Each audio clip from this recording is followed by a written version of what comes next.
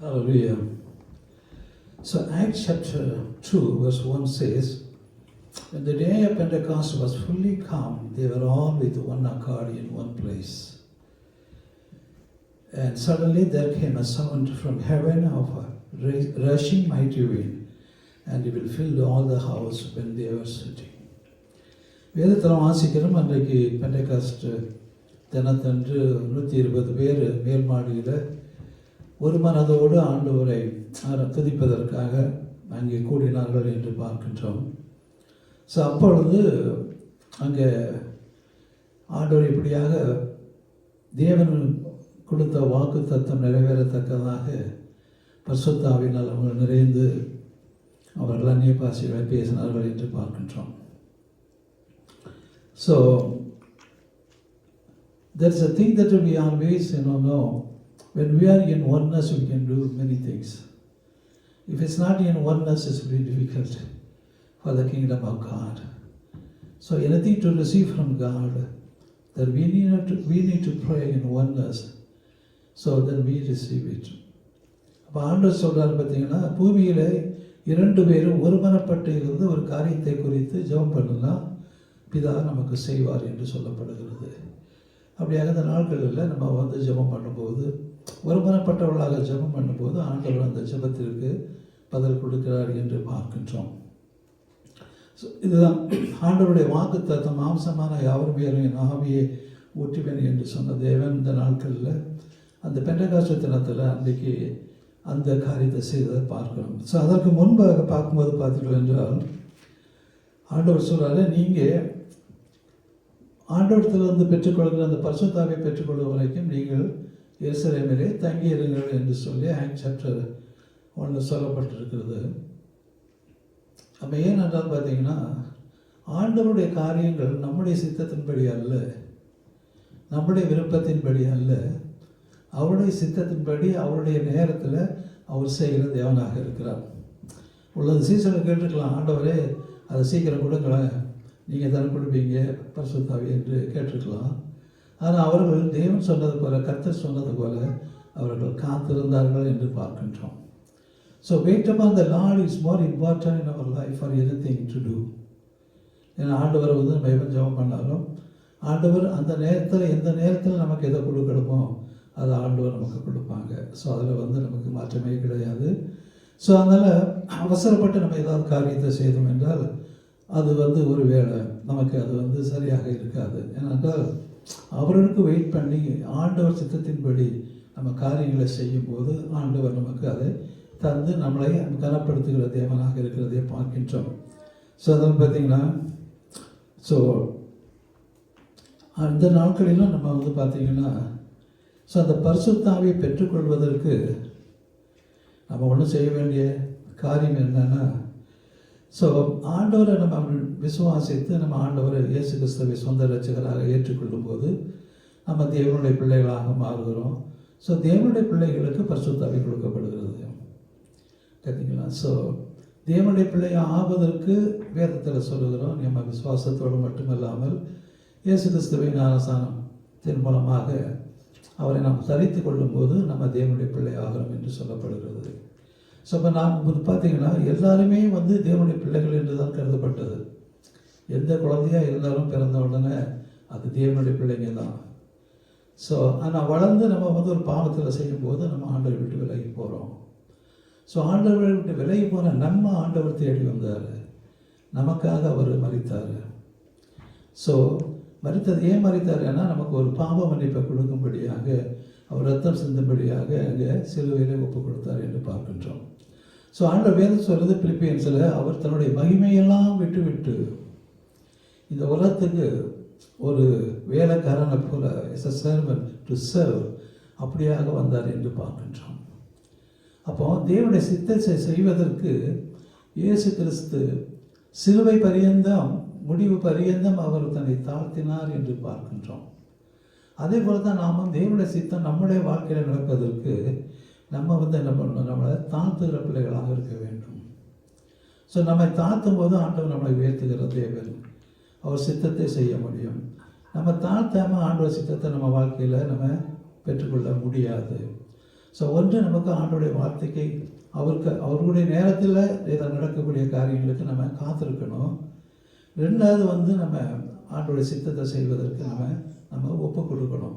ஒப்பு கொடுக்கும்போது நம்ம அதை பெற்றுக் கொடுக்குறோம். அப்படி தான் இந்த ஜனங்கள் வந்து பார்த்திங்கன்னா சீசர்களை தவிர மற்றவர்களும் சேர்ந்து 120 பேர் அவர்கள் அந்த மேலறையில் இருந்து ஜெபம் பண்ணும்போது ஆண்டவர் ப்ராமிஸ் பண்ண ஜோயல் தீர்க்கதரிசி மூலமாக சொன்ன மாம்சமான அவன் மேலே என் ஆவியை ஊற்றுவேன் என்று சொல்லும்போது முதல் தடவையாக அங்கே பரிசுத்த ஆவி கொடுக்கப்படுது. அப்போ இயேசு கிறிஸ்து இருக்கிற வரைக்கும் பரிசுத்த ஆவி கொடுக்கப்படலை. அப்போ எப்படி நம்ம கேட்டீங்களா? ஸோ ஏன்னா பரிசுத்த ஆவியும் அவரும் ஒன்று தான். பிதா குமாரன் பரிசுத்த ஆவி ஒருவர் தான் நம்ம விசுவாசிக்கிறோம். அதனால் இயேசு கிறிஸ்துங்க இருக்கிற வரைக்கும் பரிசுத்த ஆவி கொடுக்கப்படலை. ஏன்னா அவசியம் இல்லை 2 பேருக்கும் ஒரே இடத்துல. ஸோ எப்போ சொன்னால் நான் போவேன் ஆகிய பிதா உங்களுக்கு பரிசுத்த ஆவி அனுப்புவார் என்று சொல்லப்படுது. இன்னொரு வசனத்தில் நான் போய் நானே உங்களுக்கு பரிசுத்த ஆவி கொடுப்பேன் என்று அங்கே சொல்லப்படுவதை பார்க்கின்றோம். ஸோ அதனால் பரிசுத்த ஆவி தேவனிடத்திலிருந்து பெற்றுக்கொள்கிற வழிய மனுஷனிடத்திலிருந்து அல்ல என்று நம்ம பார்க்கணும் வேதத்தில். ஸோ தேவன் தான் எல்லாவற்றையும் கிரிகளை செய்கிறாங்க. இன்றைக்கு ஒரு சுகம் எடுக்கிறாங்கன்னா அப்படின்னா ஆண்டவர் நாமத்தில் சுகத்தை பெற்றுக்கொள்கிறாங்க. அதை செய்கிறது பரிசுத்த ஆவியானவர். ஒரு பிசாசு இருக்குது, பிசாசை துரத்துறாங்க அப்படின்னா இயேசுவின் நாமத்தில் செய்யும்போது பரிசுத்த ஆவி அந்த கிரியைகளை செய்கிறதை பார்க்குறோம். அநேக கூட்டங்களை நம்ம பார்த்துருக்குறோம். எவ்வளோ அருமையான நிறைய அற்புதங்கள் அடையாளங்கள் நாங்கள் நடக்கும் கேட்டிங்களா? ஸோ அவைகளெல்லாம் ஆண்டவர் செய்கிறார். ஆண்டவர் செய்கிறாருன்னா இயேசுவின் நாமத்தில் செய்யப்படுகிறது. பரிசுத்த ஆவியானவர் அதை செய்கிறாங்க. அதனால் எந்த மனுஷனும் வந்து அப்படிப்பட்ட அந்த கிருபை வரங்களை உடைமை வந்து தன்னை பெருமைப்படுத்துவதற்காக கொடுக்கப்படலை. இந்த உலகத்தில் தேவனை நாமத்தை உயர்த்தும்படியாக கொடுக்கப்பட்டிருக்கிறது சரிங்களா? ஸோ அதுக்கு ஒரு வலிமையான ஒரு ஊழியக்காரர் அவர் தலையில் கையை வச்சா உடனே பிசாசு போகும் அல்லது சுகம் கிடைக்கும் அப்படின்னு இல்லை. ஆண்டவருக்கு என்ன ஏன்னா பரிசுத்தையாவான் வேலை செய்தால் தான் அது நடக்குமே ஒழிய இல்லை நடக்காது. அப்போ சில சமயத்தில் யோசிப்போம், இந்த மனுஷன் சரியில்லாத மனுஷனாக இருக்கிறாரு, இவருக்கு ஏன் ஆண்டவர் இந்த மாதிரி வரத்தெல்லாம் கொடுத்துருக்காரு அப்படின்னு சொல்லக்கூடலாம். ஸோ ஒரு வரம் என்பது பார்த்திங்கன்னா நம்ம கேட்டு வாங்கிக் கொள்வது அல்ல. ஆண்டுடைய வார்த்தை சொல்லுகிறது, என்னுடைய சித்தத்தின்படி அவனுக்கு அவனுடைய பலனுக்கு ஏற்ற நான் கொடுக்குறேன்னு சொல்கிறாரு. அப்போ அந்த பலன் என்னென்ன நான் எப்படி சொன்னால், நம்ம ஆண்டவருக்கு நம்ம ஊழியங்களை செய்யும் போது ஆண்டவர் அந்த ஆவியினுடைய அபிஷேகத்தை கொடுக்குறாரு. ரட்சிக்கப்பட்டவங்ககிட்ட பரிசுத்தாவே எல்லாரோடையும் இருக்குது ஒட்டால். ஆனால் அபிஷேகம் என்பது வல்லமை. ஸோ அந்த வல்லமை வந்து 9 வரங்கள் மூலமாக செயல்படுகிறது. ஸோ அந்த வரத்தினால் வந்து ஒவ்வொருவருக்கும் ஆண்டவர் அதை கொடுக்குற தேவனாக இருக்கிறார் என்று சொல்லப்பட்டிருக்கிறது. அது எவ்வளோ தான் நம்ம வந்து முட்டிக்கால் போட்டு நம்ம உபவாசம் இருந்து ஜெபம் பண்ணால் கூட வேதத்தின் பிரகாரம் அப்படி சொல்லப்படலை. அவனுடைய பிரயோஜனத்துக்கு என்று தேவனுடைய சித்தத்தின்படி கொடுக்கப்படுது என்று 1 கொரிந்தியர் நம்ம வாசிக்கிறோம். ஸோ அப்படியாக நம்ம அதை பெற்றுக்கொள்கிறோம். ஸோ பெற்றுக்கொள்ளும் போது பார்த்திங்கன்னா ஆண்டவருடைய கிருபை வரங்கள் மாறாதவைகள். ஒரு வரத்தை கொடுத்துட்டு ஆண்டவர் உடனே எடுக்கிறவர்கள் அல்ல. அப்போ ஏன் அவன் மூலமாக அந்த கிரியை நடக்கு அப்படின்னா, அவன் நாமத்து மகிமைக்கு நடக்கலை. யார் நாமத்துக்கு மகிமை நடக்குது? அவங்க ஆண்டவருடைய மகிமைத்துக்கு நடக்கிறதா பார்க்கின்றோம். ஸோ அதனால் வந்து பார்த்திங்கன்னா எல்லாமே தேவனுடைய நாமத்தின் மகிமைக்கின்றது அந்த காரியங்கள் நடக்கிறவடைய மனுஷனை பெருமைப்படுத்தவோ மனுஷனை மேன்மைப்படுத்தவோ அது நடப்பதில்லை. நம்ம எப்படி வந்து ஒரு வேலைக்காரன் எஜமான் இருக்கார் அப்படிங்கும்போது வேலைக்காரன் தான் வேலையை செய்கிறான், ஆனால் எதன்படி செய்கிறான்? ஏன்னா வந்து அவர் எஜமான் சொல்லுறதே அவன் செய்கிறான், அதான் வேலை. ஸோ வேலைக்காரங்கிறது ஆண்டவர் என்ன சொல்கிறாரோ அதை செய்கிறது ஆண்டவருடைய ஊழியக்காரன், அதான் வேலைக்காரன். இன்றைக்கி ஊழியக்காரனை சொல்கிறத விட ஆண்டவருக்கு வேலைக்காரன் சொல்கிறது மிகவும் நேர்த்தியான ஒரு நாமமாக இருக்கும். ஏன்னா அதுக்காக தான் நம்ம தெரிந்து கொண்டார் வேலை செய்கிறதுக்கு, அவருக்கு உரிய வேலையை மனுஷன் மூலமாக செய்வதற்கு. அப்பொழுது அந்த ஆவியினுடைய அபிஷேகங்கள் கொடுக்கப்படுகிறது. ஸோ சில சமயங்களில் வந்து பார்த்திங்கன்னா நிறைய மியூசிக் இருக்கும், அது இருக்கும், ஒரு உணர்ச்சி வசமாக ஜனங்களை என்ன நம்ம பண்ணுவாங்க, அப்படி இல்லை. ஸோ ஆவியானவர் மென்மையானவர் கேட்டிங்களா? சில சமயங்களில் அப்படி பண்ணும்போது பக்கத்தில் இருக்கவங்க கூட அடிச்சுடுவாங்க அவங்க இதில். ஸோ அது that's not the way. So ஆவியானவர் நமக்கு அந்த செயல்படுகிற காரியமாக இருக்கிறது. அப்போ ஆண்டவர் சொல்கிறாரு, நீங்கள் காத்து இருந்து நீங்கள் பெற்றுக்கொள்ளுங்க, அப்போ தான் நீங்கள் வந்து எனக்கு சாட்சியாக இருப்பீங்க. சரிங்களா? ஜெருசலேமிலும் யூதாவிலும் சமாரியாவிலும் எல்லா தேசத்திலும் எனக்கு சாட்சியாக இருக்கும்போது இப்படியாக பரிசுத்த ஆவியை பெற்றுக்கொள்ளுங்க என்று சொல்லப்படுவதை பார்க்கின்றோம். இன்றைக்கி மாம்சத்தில் போய் ஒரு நிற்கும்போது நம்ம விழுந்து போயிடுவோம். மாம்சம் பலவீனமானதுன்னு தெரியும். அப்போ நம்மளும் பலவீனமான ஜனங்கள் தான். ஸோ அந்த பார்த்திங்கன்னா ஏதாவது ஒரு சின்ன காரியத்தை கூட நம்ம என்ன பண்ண ஓடி போயிடுவோம், அங்கே நிற்க மாட்டோம். ஸோ இப்போ எப்படி இந்த அப்போஸ்தலர்கள் எல்லா காரியத்திலும் அவர்கள் துணிவாக நின்று ஆண்டவர் நாமத்தை மகிமைப்படுத்தும்படியாக அவர்கள் செய்தார்கள் என்றால் இந்த பரிசுத்த ஆவியினருடைய வல்லமை என்று சொல்வதை பார்க்கின்றோம். இந்த பரிசுத்தை பெற்றுக்கொண்டதுக்கு அப்புறம் பார்த்திங்கன்னா யோவான் 3வது அதிகாரத்தில் 4வது அதிகாரத்தில்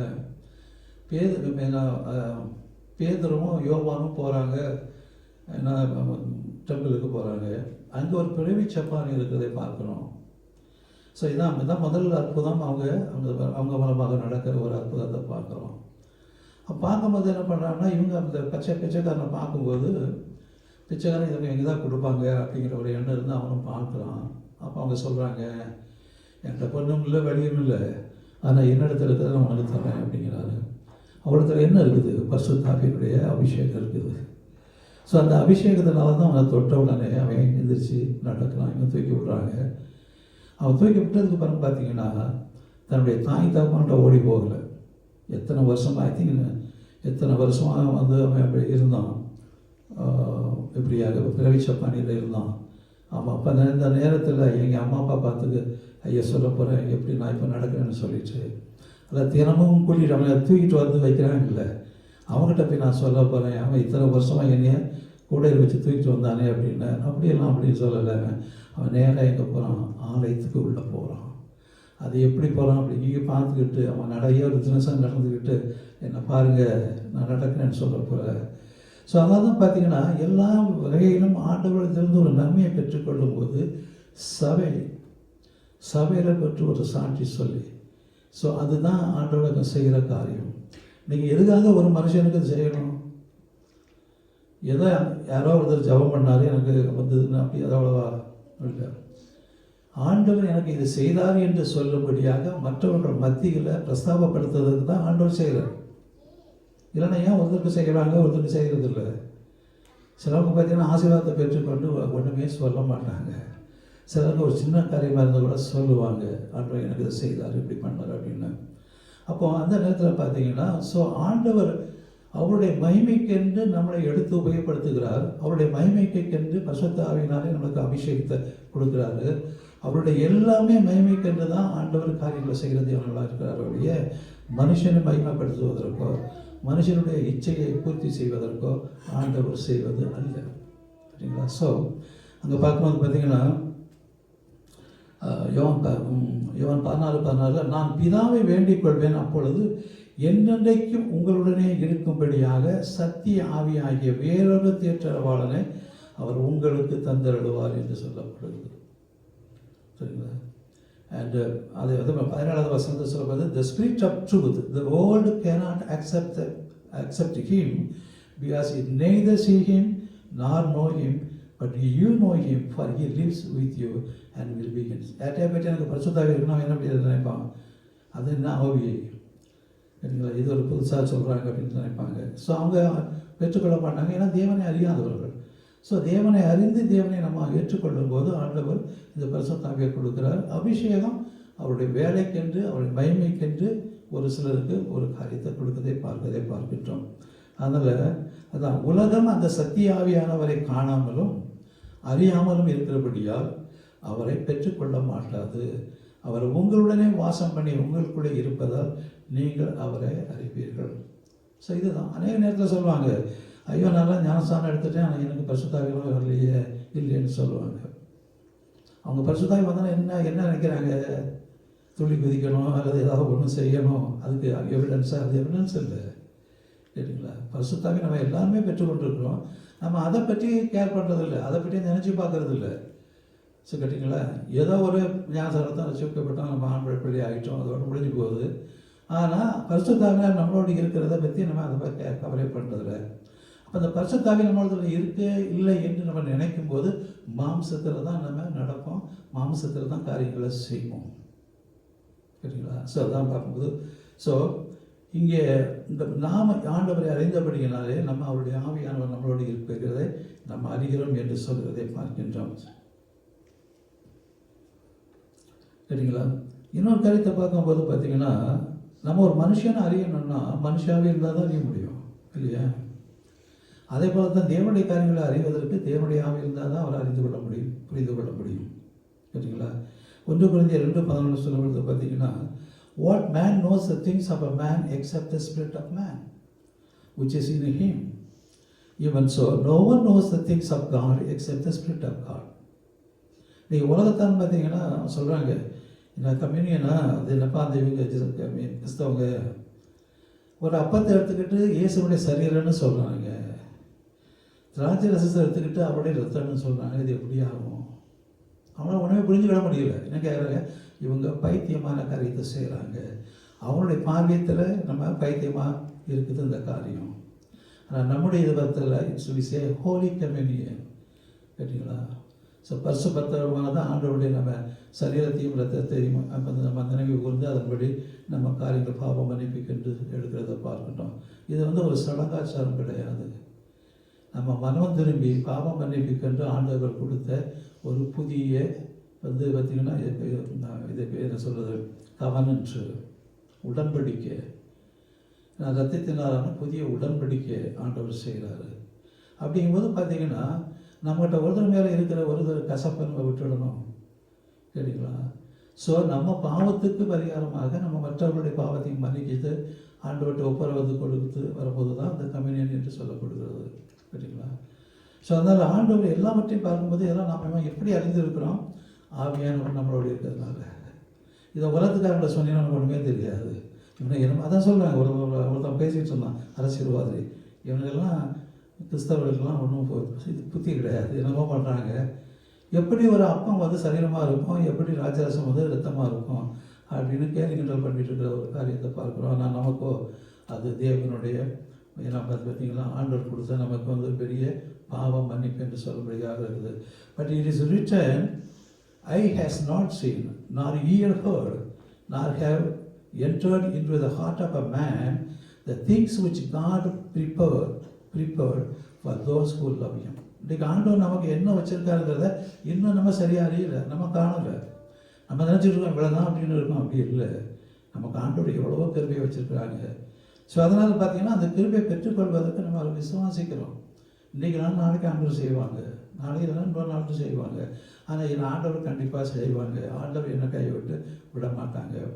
அதே போல் தான் ஆண்டோடைய வார்த்தை சொல்லுது பார்த்தீங்கன்னா, நான் சொன்னதை செய்யும் அளவும் நான் உங்களை கைவிடுவதில்லை என்று ஒரு வாக்குத்தத்தை கொடுக்குறாரு.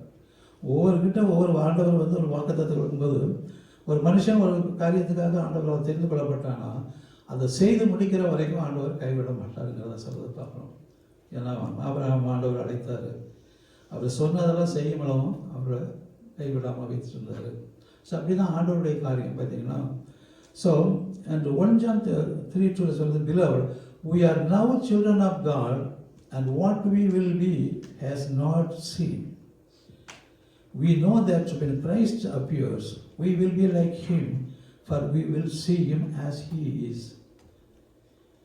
ஸோ இதை எத்தனை பேர் நம்புவாங்கன்னு நமக்கு தெரியாது. கிறிஸ்தவங்களாக இருக்கலாம், எத்தனை பேருக்கு ஏதோ எழுதியிருக்குது அப்படின்னு நினைக்கலாம். ஆனால் இதுதான் உண்மையான காரியம். நமக்கு ஆண்டவர் என்ன வைத்திருக்காரு, பரவ ராஜ்யத்தில் இழந்து வைத்திருக்காரு.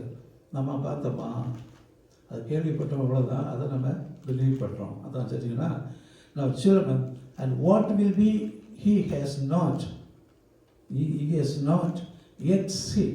ஆண்டவர் வச்சிருக்கிறத நமக்கு இன்னும் தெரியாமல் இருக்கிறோம். இவ்வளோதான் அப்படின்னு இருக்கோம். அப்படி இல்லை. ஆண்டவருடைய கிருபை பெரிதான கிருபை. ஸோ அந்த மாதிரி பிரியமானவர்களை இப்பொழுது தேவனுடைய பிள்ளையாக இருக்கிறோம், இனி எவ்விதமாக இருப்போம் என்று இன்னும் வெளிப்படவில்லை.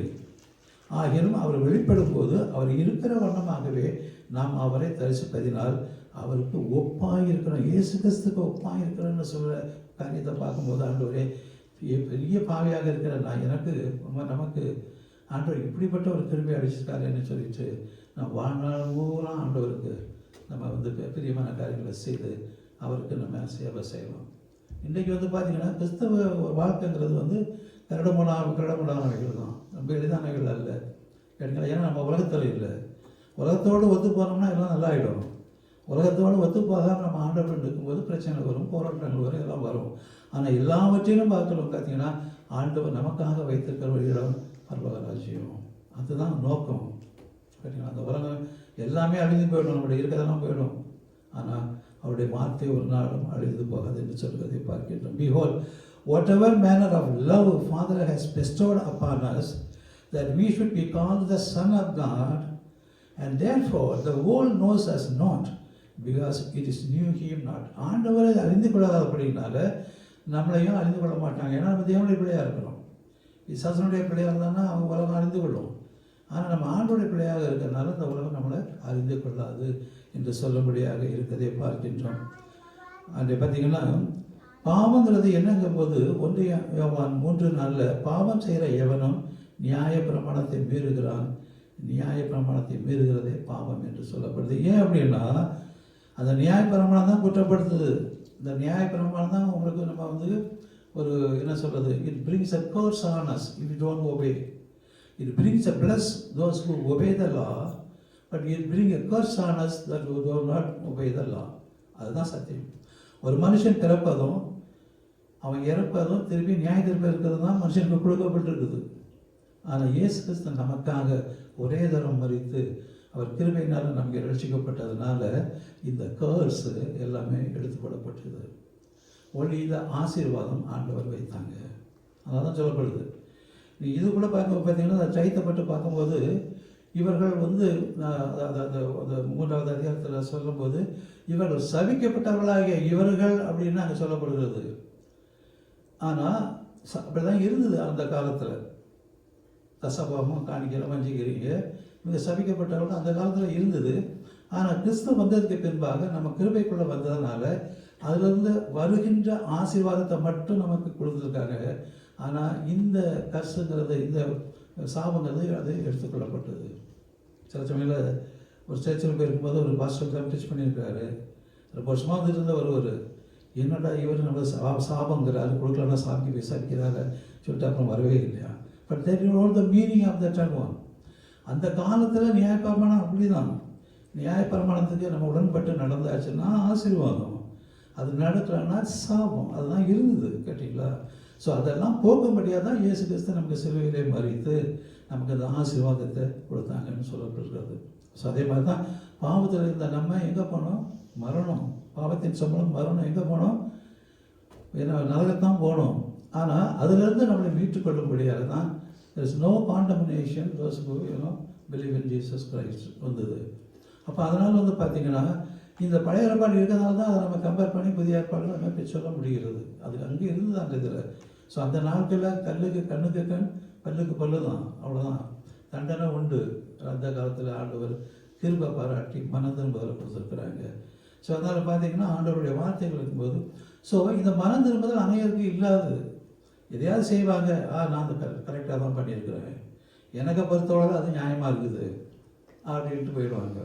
ஆனால் ஆவியானவர் நம்மளோடு இருக்கும்போது அவர் நம்மளை உணர்த்துவார். நீ செய்தது தப்பு, எந்த காரணத்தை கொண்டும் நீ செய்தது தப்பு அப்படின்னு உணர்த்தும் போது அந்த நேரத்தில் நம்ம மனம் திரும்புதல் ஆண்டவர் விரும்புகிறாரு. அதுதான் செய்யணும். மனம் திரும்புதல்னா பாவ மன்னிப்பு இல்லை. பாவ மன்னிப்பு இல்லைன்னா பரலோகத்துக்கு எப்படி பாவியாக போக முடியும்? அதனால தான் வந்து பாருங்கள், இந்த சில கேட்பாங்க, இந்த ஆண்டவருடைய ஜெபத்தை வந்து தினமும் சொல்லணுமா? அங்கே பாசிக்கும் போது ஒரு பாஸ்டர் அப்படி சொன்னார். பாஸ்டர் இந்த மாதிரி ஒருத்தர் சொல்கிறாரு, நமக்கு தான் அன்றைக்கு உள்ள அப்பத்தை தாங்க அப்படின்னு கேட்குறாரு. அப்போ தான் எனக்கு நிறையா இருக்குதே, ஃப்ரிட்ஜு நிறையா சாப்பாடு இருக்குதே, அப்போ ஏன் அன்னன்று உள்ள அப்பத்தை தரணும்னு நான் ஜெபம் பண்ணணும் அப்படின்னு அவர் கேட்குறான், ஒரு பாஸ்டர். சரிங்களா? ஸோ அப்போனா என்ன? ஜீவன். அன்னன்னைக்கு ஜீவன் ஆண்டவர் கொடுக்குறாரு, அதை தான் நம்ம கேட்குறோம். அப்போனா சும்மா உட்காந்துட்டு ரொட்டி இது கேட்குறோம். அது கூட பார்த்திங்கன்னா அவங்க சொல்கிறாங்க, இதெல்லாம் நான் ப்ரே பண்ண மாட்டேன் இந்த ஜெபத்தை, ஏன்னா என் வீட்டில் நிறைய பேர் இருக்குது, ஏன்னா அப்போ அவர்கிட்ட போய் அப்பத்தை கேட்கணும் அப்படின்னு சொல்கிறாங்க. அந்த மாதிரி கேட்டார். நான் தான் சொன்னேன், ஐயா அப்போனா தான் என்ன ஐயா, ஒரு பிச்சைக்காரனுக்கு கூட அவனுக்கு கிடைக்கிது. ஸோ இது வந்து ஜீவனை கொடுக்குறாரு ஆண்டவர். ஒவ்வொரு நாளைக்கும் நமக்கு ஜீவனை கொடுக்குறாரு.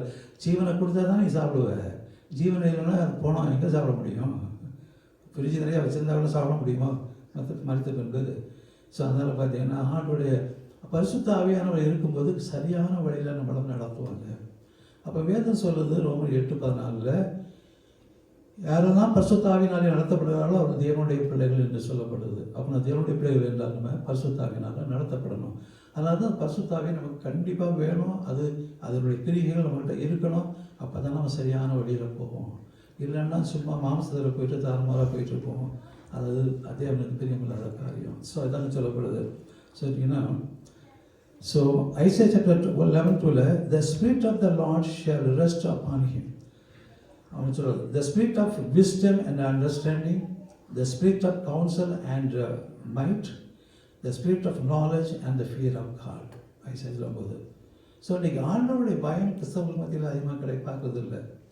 ஏன்னா எல்லாமே they justify themselves, they are doing the righteous thing. அதனால தான் அது தேவ பயம் இல்லாமல் நம்ம காரியங்களை செய்கிறோம்.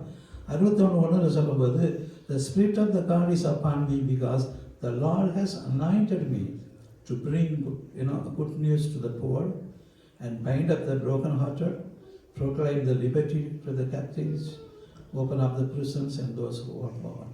ஆண்டவர் பார்த்தீங்கன்னா இன்றைக்கி சுவிசேஷம் சொல்லும்போது ஆண்டோடைய ஆவியானவர் பார்த்தீங்கன்னா இந்த குட் நியூஸ் டு த போர் பேர் நம்ம ஏழைகளுக்கு தான் இன்றைக்கி சுவிசேஷம் போகுது. ஏன்னா நிறைய பணக்காரன்ட்ட போய் சுவிசேஷம் சொன்னால் அவங்க அவசியம் இல்லைன்றுவான். கேட்டிங்களா? நறுமுட்ட இருதயத்தையும் மற்றபடி ஸோ அண்ட் கேப்டிவிட்டிஸ், ஏன்னா பிசாசுக்கு பிடியில் இருக்கிற எல்லாவற்றையும் விடுதலை செய்கிறது தேவனுடைய பரிசுத்த ஆவி. அதே போல் விட்னஸ்ன்னு சொல்லும்போது இன்றைக்கு அப்போஸ்தலர்கள்லாம் எந்த அளவில் எந்தெந்த சூழ்நிலையில் வான் பண்ணாங்க. இன்னும் இயேசு நாமத்தை நீ பிரசங்கம் பண்ணக்கூடாதுங்கிறாங்க. அப்போ இயேசு நாமத்தை பிரசங்கம் சொன்னால் நான் இயேசு நாமத்தை தான் பிரசங்கம் பண்ணுவேன் அப்படின்னு தைரியமாக சொல்லி பிரசங்கம் பண்ணுறதை நம்ம பார்க்குறோம். கேட்டிங்களா? அப்போ அது எதனால் முடியுது? தேவ ஆவினார். தேவ ஆவி இல்லைன்னா தான் விட்டு போயிட்டே இருப்பாங்க இல்லையா? ஸோ பரிசுத்த ஆவி இல்லாதபடி தேவனுடைய காரியங்களை ஊழியர்களை செய்ய முடியாது. கேட்டிங்களா? பரிசுத்த ஆவி இருந்தால் தான் ஆண்டவர் ஒரு காரியத்தை நம்ம தப்பு பண்ணால் கூட அதை கன்வெர்ட் பண்ணுவார். இது தப்பு, இது வேண்டாம், விடு அப்படி பண்ணுவார். ஸோ அதை நம்ம செய்யும்போது தான் ஆசீர்வாதத்தை பெற்றுக்கொள்ள முடியும். அதை செய்யாமல் இருந்துக்கிட்டு நம்ம விருப்பப்படி செய்யும்போது அது மாமசத்தில் போயிடும். கேட்டிங்களா? ஸோ அந்த மாதிரி அதை சீசரை சொல்கிறாங்க, இப்போ நீ இப்போ போனீங்கன்னா விழுந்து போயிடுவீங்க, ஒரு நேரத்தில் ஓடி போனீங்கன்னா. ஏன்னா பேதுரு என்ன சொன்னார்? நான் செத்தாலும் சாவனை வழியே நான் உண்மை மறுதளிக்க மாட்டேன். ஆண்டோடு இருந்த பேதுரு 3 தினம் கேட்குறாரு. கேட்டிங்களா? சீசனும் அப்படி தான் சொல்கிறாங்க. ஆனால் என்னாச்சு? விழுந்து போனாங்க, கேட்குறாங்க. இவன் இயேசுவோடு இருந்த ஒரு ஆளை தெரியுது அப்படின்னு எனக்கு அதெல்லாம் தெரியாது, அவ்வளோ தெரியாது அப்படிங்கிற பேதுரு 3 தடவை கேட்குறாரு, 3 தடவை மறுதளிக்கிறார். ஏன்? மாம்சத்தில் இருந்தார், பரிசுத்த ஆவி கொடுக்கப்படலை. கேட்டிங்களா? ஸோ பரிசுத்த ஆவி கொடுக்கப்படாதனால மாம்சத்தில் இருந்து அந்த இது கூட அவரால் சமாளிக்க இது பண்ண முடியல. இல்லை, அவரை பற்றி எனக்கு தெரியவே தெரியாதுங்கிறாரு. நான் அவர் கூட இல்லை, என்ன பேசுகிறேன் நீ உட்காந்துக்கிட்டு, நான் எனக்கு சம்மந்தம் இல்லைங்கிற மாதிரி ஆண்டு நாங்கள் 27வது வசனத்தில் மத்திய 27 சொல்கிறத பார்க்கணும். ஏன்? பரிசுத்த ஆவி இல்லை, நிற்க முடியாது. இன்னைக்கு பரிசுத்த ஆவி பெற்ற பின்பு பேதுரு எப்படியாக பரிசுத்த ஆவியினால் நிரப்பப்பட்டு எப்படியாக பேசினார். 3000 பேர் ரட்சிக்கப்பட்டாங்க. இன்னொரு இடத்துல 5000 பேர் ரட்சிக்கப்பட்டாங்க. ஸோ பரிசுத்த ஆவியினுடைய மகிமை. இன்றைக்கி பார்த்திங்கன்னா பெரிய பெரிய ஊழியக்காரர்களில் ஏகப்பட்ட கூட்டம் இருக்குது. எப்படி இந்த கூட்டங்கள் வந்துச்சுது? கேட்டிங்களா? பேர் சொன்ன உடனே அந்த ஓடி வராங்க. தேவ ஆவியானவர் அதை செய்ததுனால தான் அவ்வளோ ஜனங்கள் வராங்க. கேட்டிங்களா?